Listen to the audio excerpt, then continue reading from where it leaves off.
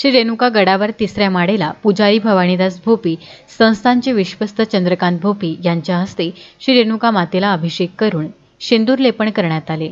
तदनंतर राखडी नारंगी रंगाचे महावस्त्र चढवून खणा नारळीची ओटी भरण्यात आली। पारंपरिक अलंकार चढवून पुरणपोळीचा नैवेद्य दाखवल्यानंतर महाआरती करण्यात आली।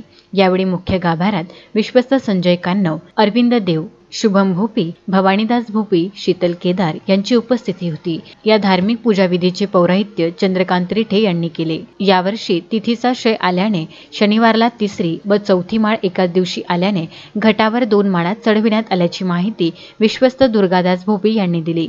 सलग 2 दिवस सुट्टी आल्याने भाविकांच्या संख्येत थोडीबहुत वाढ होईल अशी अपेक्षा होती। मात्र प्रशासनाने कोरोना निर्बंधांचा फारच गाजावाजा केल्याने भाविकांची संख्या मंदावली। संजय घोगरे, अनवर खिच्ची, अपिल बेलखुडे व पवन कोंडे यांचा माहूर येथून वृत्तांत।